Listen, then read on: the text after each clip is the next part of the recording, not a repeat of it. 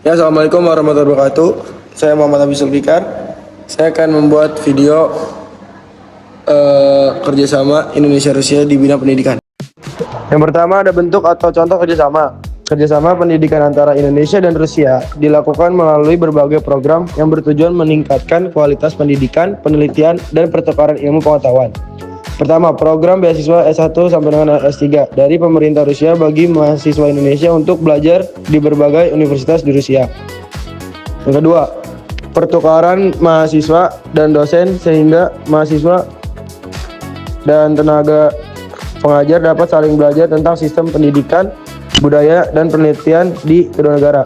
Yang ketiga, kerjasama riset teknologi, terutama di bidang nuklir, Antartika, teknik, dan sains yang menjadi keunggulan Rusia. Yang keempat, kursus bahasa Rusia dan pendirian pusat studi Rusia di beberapa universitas Indonesia untuk memperkuat pemahaman budaya dan bahasa. Yang terakhir, pelatihan guru serta workshop internasional yang bertujuan meningkatkan kualitas pengajaran dan metode pendidikan. Lalu ada mekanisme dan latar belakang. Kerjasama ini terjadi karena adanya hubungan diplomatik yang baik dan kebutuhan kedua negara untuk saling melengkapi dalam bidang pendidikan dan teknologi. Yang pertama, hubungan diplomatik antara Indonesia dan Rusia sudah terjalin sejak tahun 1950. Lalu kedua negara memiliki kepentingan bersama dalam mengembangkan ilmu pengetahuan, teknologi, dan pendidikan. Lalu ada Indonesia membutuhkan akses terhadap teknologi maju dan riset dari Rusia. Lalu ada Rusia ingin memperluas pengaruh pendidikan, budaya, dan kerjasama akademik di kawasan Asia Tenggara. Yang terakhir, kerjasama ini juga bertujuan meningkatkan kualitas sumber daya manusia melalui pendidikan internasional. Lalu ada waktu kerjasama. Kerjasama pendidikan ini sudah berlangsung cukup lama dan terus berkembang hingga sekarang. Yang pertama, kerjasama dimulai sejak hubungan diplomatik kedua negara dibuka pada tahun 1940. Lalu pada tahun 2000-an, program beasiswa dan pertukaran pelajar semakin meningkat.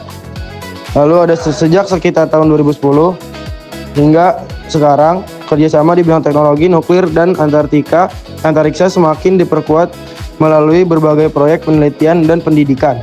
Lalu yang terakhir, hingga saat ini hubungan pendidikan antara kedua negara masih terus berkembang melalui berbagai program akademik dan riset.